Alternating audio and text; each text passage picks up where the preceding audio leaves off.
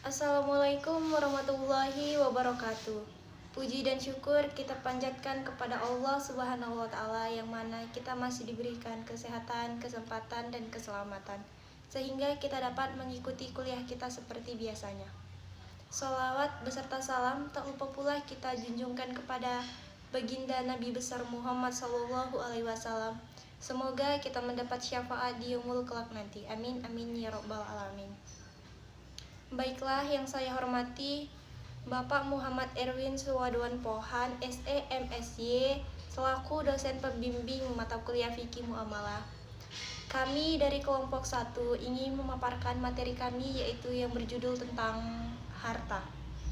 Sebelumnya izinkan saya memperkenalkan teman-teman saya terlebih dahulu. Yang pertama yaitu ada Adila Saputri, yang kedua Ayu Pianingsi, saya sendiri, yang ketiga Detri Esni Farera, yang keempat Fadilah Melani. Baiklah, pemaparan materi pertama akan dijelaskan oleh Saudari Adila Saputri. Dengan Saudari Adila dipersilahkan. Assalamualaikum warahmatullahi wabarakatuh. Baiklah, kami dari kelompok 1 ingin menjelaskan tentang harta. Yang pertama, pengertian harta. Harta dalam bahasa Arab disebut al-ma'al, yang merupakan akar kata dari lafaz mala yamilu mailan, yang berarti cenderung, condong, dan miring. Dalam Al-Mukhti dan Lisan Arab menjelaskan bahwa harta merupakan segala sesuatu yang sangat diinginkan oleh manusia untuk menyimpan dan memilikinya.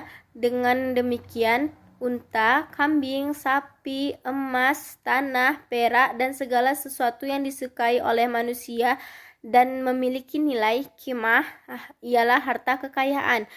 Ibnu Asyar mengatakan bahwa kekayaan pada mulanya adalah emas dan perak, tetapi kemudian berubah pengertian menjadi segala barang yang disimpan dan dimiliki.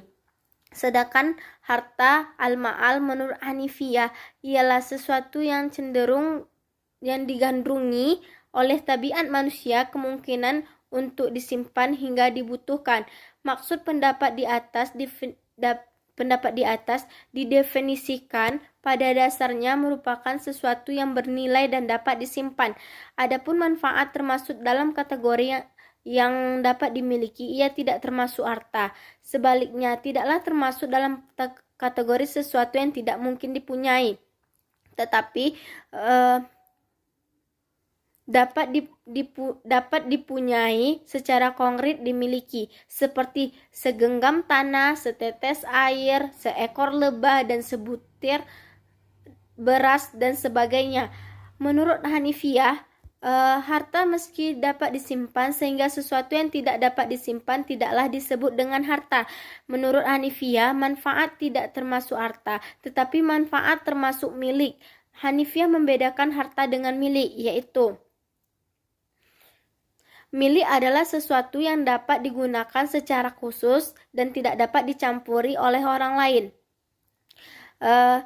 Sedangkan harta adalah segala sesuatu yang dapat disimpan dan digunakan ketika dibutuhkan dalam penggunaannya.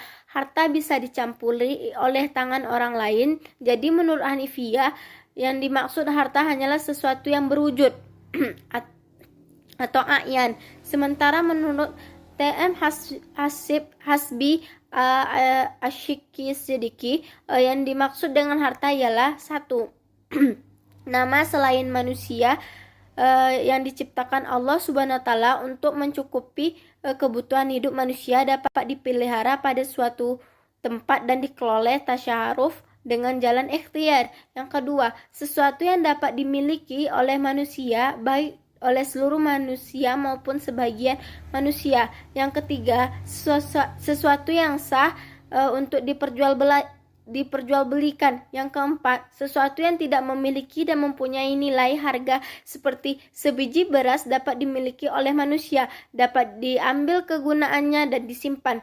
Tetapi sebiji beras menurut uruf tidak bernilai berharga, maka sebiji beras tidak termasuk harta. Yang kelima, sesuatu yang berwujud, sedangkan sesuatu yang tidak berwujud meskipun dapat diambil manfaatnya tidaklah termasuk harta. Yang keenam, sesuatu sesuatu yang dapat disimpan dalam waktu yang lama atau sebentar dan dapat diambil manfaatnya ketika dibutuhkan. Dengan dikemukakannya definisi di atas, maka dapat dipahami bahwa para ulama masih berbeda pendapat dalam menentukan definisi harta, sehingga terjadilah perselisihan pendapat antara para ulama dalam pembagian harta. Hasbi As-Siddiqi menyebutkan bahwa harta adalah nama bagi selain manusia, dapat dikelola dan dapat dimiliki, dapat diperjualbelikan dan berharga. Konsekuensi logis rumusan ilmiah. 1. Manusia bukanlah harta meskipun berwujud. Yang kedua, babi bukanlah harta karena babi haram bagi umat muslim untuk diperjualbelikan. Yang ketiga, sebiji beras bukanlah harta karena tidak memiliki nilai. Jadi menurut uruf, Hanifiyah menyatakan bahwa definisi harta ialah sesuatu yang berwujud dan dapat disimpan, sehingga sesuatu yang tidak berwujud dan tidak dapat disimpan bukanlah termasuk harta, seperti hak dan manfaat. Baiklah, selanjutnya yaitu materi yang kedua tentang unsur-unsur harta. Menurut para fuqaha, unsur-unsur harta terbagi menjadi dua bagian. Yang pertama yaitu unsur aniyah. Unsur aniyah ialah bahwa harta itu ada wujudnya atau yang disebut dengan ayan. Manfaat sebuah rumah yang dipelihara oleh manusia tidak disebut dengan harta, melainkan disebut dengan hak atau milik. Yang kedua, unsur Unsur ialah segala sesuatu yang dipandang harta oleh manusia atau sebagian manusia. Tidaklah manusia memelihara sesuatu kecuali menginginkan manfaat madiyah maupun manfaat maknawiyah. Selanjutnya yaitu materi tentang fungsi harta. Harta dipelihara oleh manusia karena membutuhkan manfaat harta tersebut. Fungsi harta ini sangat banyak, baik kegunaan dalam hal yang positif maupun dalam kegunaan yang negatif. Di antara sekian banyak fungsi harta, yang pertama yaitu harta berfungsi untuk menyempurnakan pelaksanaan ibadah yang khas atau yang disebut dengan madah. Sebab untuk ibadah diperlukan alat-alat seperti kain untuk menutup aurat dalam pelaksanaan sholat. Yang kedua, harta berfungsi untuk meningkatkan keimanan kepada Allah Subhanahu wa Ta'ala. Kenapa? Sebab kekafiran cenderung mendekatkan diri kepada kekufuran, sehingga pemilik harta dimaksudkan untuk meningkatkan ketakwaan kepada Allah Subhanahu wa Ta'ala. Yang ketiga, fungsi harta untuk meneruskan kehidupan dari satu periode ke periode berikutnya. Yang keempat, harta berfungsi untuk menyelaraskan antara kehidupan dunia dan akhirat, di mana Nabi bersabda yang artinya, bukanlah orang yang baik meninggalkan masalah dunia untuk masalah akhirat, dan yang meninggalkan masalah akhirat untuk urusan dunia, sehingga seimbang antara keduanya, karena masalah dunia adalah menyampaikan manusia kepada masalah akhirat. Hadis riwayat Bukhari.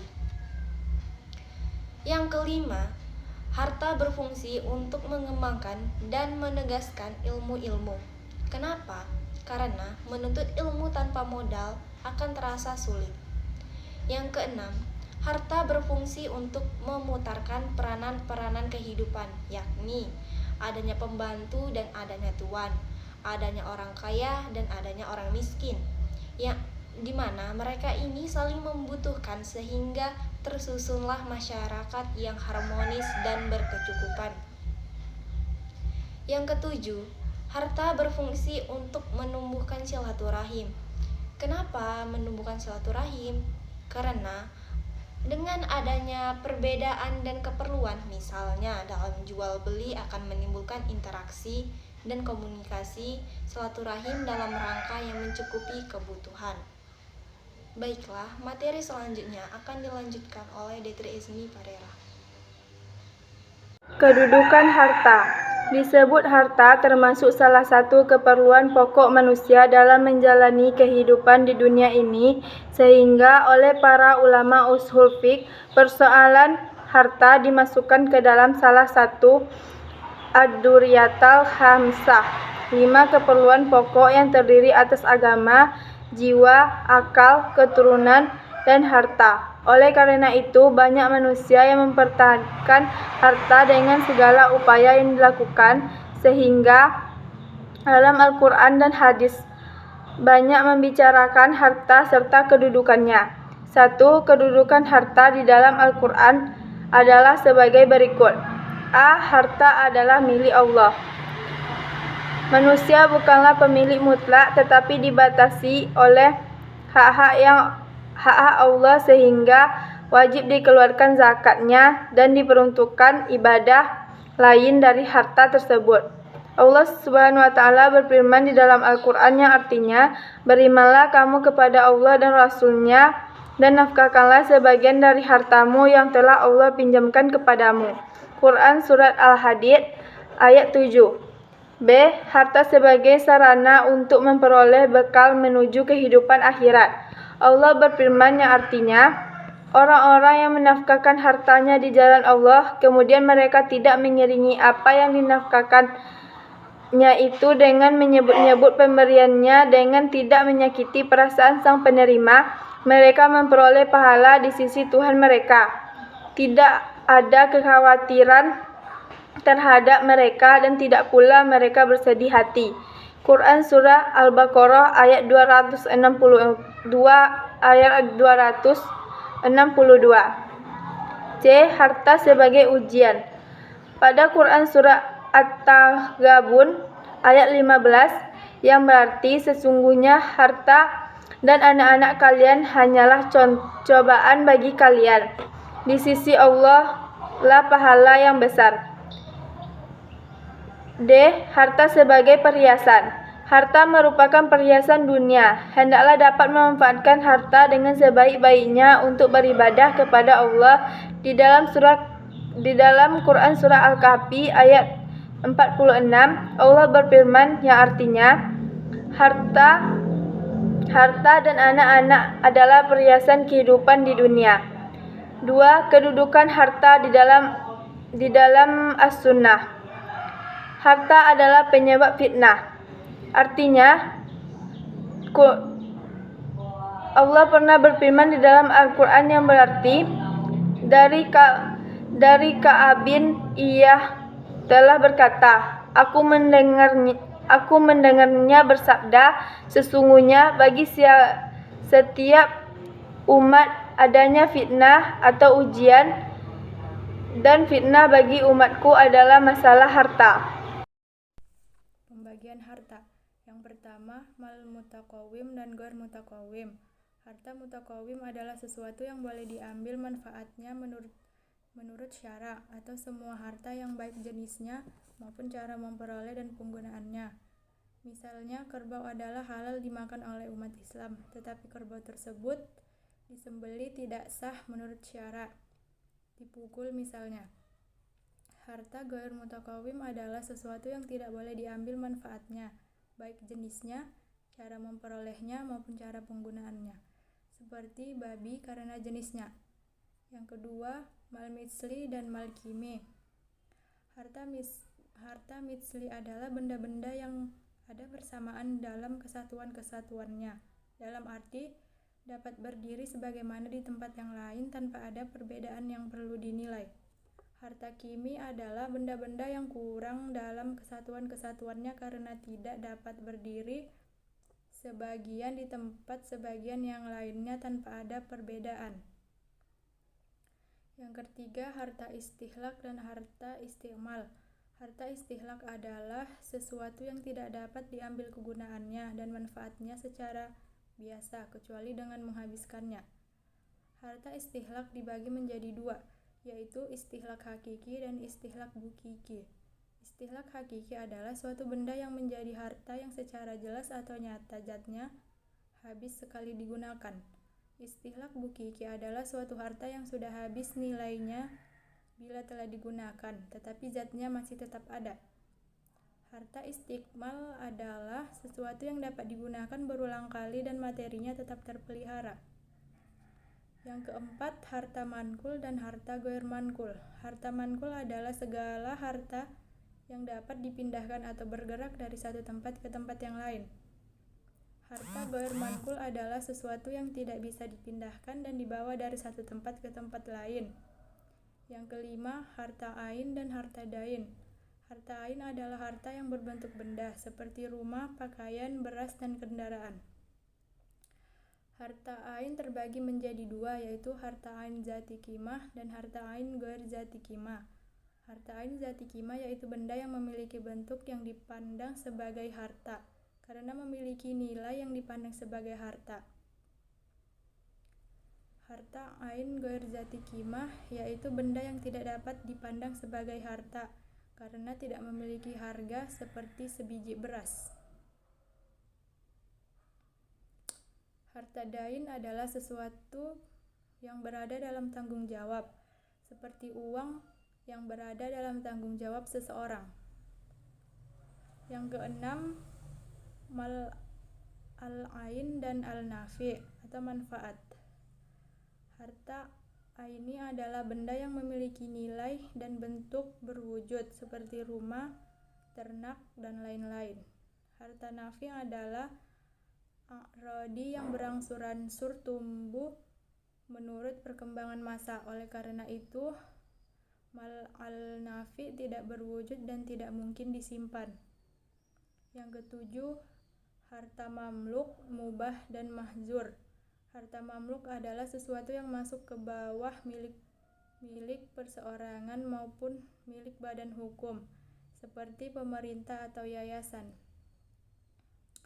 Harta mamluk terbagi dua macam, yaitu harta perorangan dan harta perkongsian. Harta mubah adalah sesuatu yang pada asalnya bukan milik seseorang, seperti air pada mata, binatang buruan darat, laut, pohon-pohon di hutan. Tiap-tiap manusia boleh memiliki harta mubah sesuai dengan kesanggupannya. Orang yang mengambilnya maka ia akan menjadi pemiliknya. Harta mahjur adalah sesuatu yang tidak boleh dimiliki sendiri dan memberikan kepada orang lain menurut syariat. Ada kalanya benda itu benda wakaf ataupun benda yang dikhususkan untuk masyarakat umum, seperti jalan raya, masjid-masjid, kuburan-kuburan, dan yang lainnya. Yang kedelapan, harta yang dapat dibagi dan tidak dapat dibagi. Harta yang dapat dibagi ialah harta yang tidak menimbulkan suatu kerugian atau kerusakan apabila harta itu dibagi-bagi, seperti beras, tepung, dan yang lainnya.